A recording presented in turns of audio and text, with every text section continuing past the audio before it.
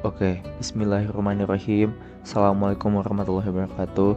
Perkenalkan, nama saya Dava Khairun Ashwan dengan NIM 6070 62 500043. Saya berasal dari kelas 4903. Kali ini saya akan membawakan materi yang berjudul em, eh, kali ini saya akan membawakan materi yang berjudul manusia menurut Islam. Nah, perlu kita sadari bahwa kita adalah makhluk yang spesial. Kita diberikan tempat yang sangat mulia oleh Allah Subhanahu wa Ta'ala. Meskipun kita termasuk makhluk yang sangat mulia, kita itu dibuat dari tanah kepada Allah dengan tujuan agar kita agar menjadi pengingat kepada kita agar tidak sombong dan selalu pembumi. Nah, yang membuat kita mulia itu bukan karena kita terbuat dari tanah, namun karena Allah setelah menyempurnakan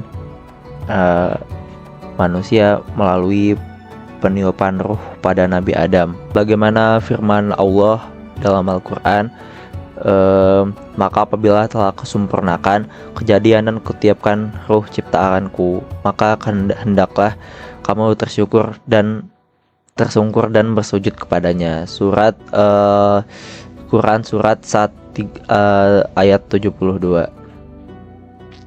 Karena kemuliaan ruh inilah Allah menyuruh malaikat beserta iblis untuk bersujud pada Nabi Adam. Juga Allah sudah menegaskan pada surat At-Tin, laqad khalaqnal insana fi ahsani taqwim, yang artinya sungguh kami telah menciptakan Adam dan manusia dalam bentuk yang sebaik-baiknya. Quran surat Tin ayat 4. Kita telah dibekali fisik yang sempurna dan akal untuk berpikir dan juga hati untuk merasa.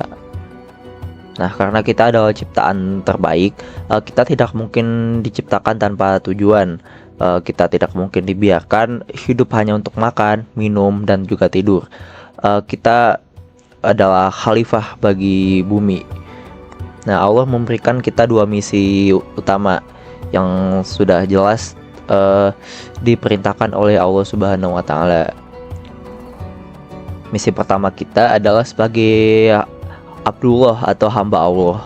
Ini adalah tujuan vertikal kita, ya, yang berfungsi sebagai hubungan kita kepada Allah Subhanahu wa Ta'ala. Allah berfirman, "Aku tidak menciptakan jin dan manusia melainkan agar mereka beribadah atau mengabdi kepadaku." Surat Az-Zariyat ayat 56. Nah, ibadah itu bukan hanya sholat, puasa, dan zakat.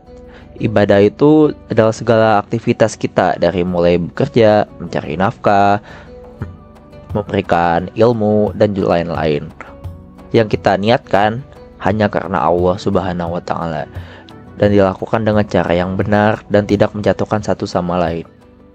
Misi kedua kita adalah khalifah fil ard atau manajer atau khalifah bagi bumi.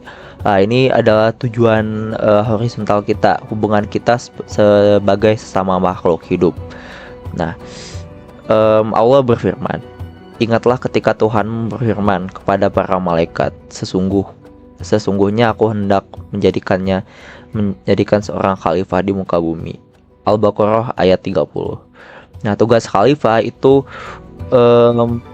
bukan hanya mengelola bumi saja secara keseluruhan, namun juga bersikap imarah, ya, yang berarti memakmurkan, bukan bersifat ifsad, yaitu yang artinya merusak. Kita tugaskan untuk mengelola sumber daya, menegakkan keadilan, menebarkan kasih sayang, dan juga membangun peradaban yang beradab. Setiap dari kita adalah khalifah, minimal untuk keluarga kita sendiri. Nah, untuk menjalankan dua misi tadi, kita diberikan dua alat, yaitu yang pertama kita diberikan akal untuk berpikir secara logika dan juga menyelesaikan masalah-masalah dengan metode yang benar. Nah, akal inilah yang membedakan kita dengan makhluk lain seperti hewan. Nah, namun juga kita diberikan nafs atau nafsu, yang dimana itu menjadi ujian kita, karena hidup itu pertarungan antara akal yang dibimbingi wahyu melawan nafsu yang dibimbingi oleh setan. Nah, itulah mengapa hidup itu disebut sebagai ujian. Allah berfirman, yang menjadikan mati dan hidup supaya dia menguji kamu, siapa di antara kamu yang lebih baik amalnya. Surat Al-Mulk ayat 2. Orang yang menggunakan akalnya untuk mengendalikan nafsu, dia akan sukses. Namun jika menjadikan nafsunya sebagai Tuhan dan mengabaikan akal sehatnya, maka dia akan jauh lebih rendah daripada binatang. Oleh karena itu, marilah kita sadar siapa diri kita. Kita adalah makhluk yang mulia, kita adalah ahsana takwim, kita punya tugas ganda beribadah kepada Allah dan juga mengelola dan sebagai khalifah atau teladan bagi muka bumi ini.